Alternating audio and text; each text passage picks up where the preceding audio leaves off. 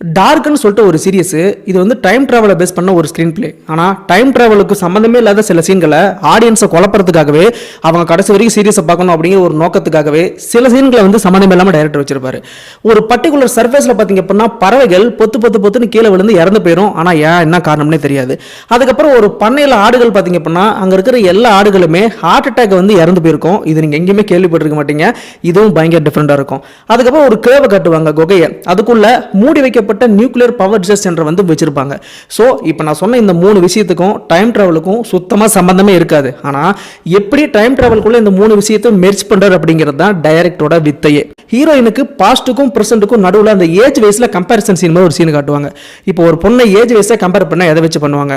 ஒன்று முடிய வச்சு பண்ணுவாங்க, இல்ல கண்ணை சுருங்கி இருக்கணும், இல்ல தோல் சுருங்கி இருக்கணும். ஆனா இந்த படத்துல ஒரு பொண்ணோட பிரைவேட் பார்ட்டை வச்சு அவரோட ஏஜ் வந்து கம்பேர் பண்றாங்க.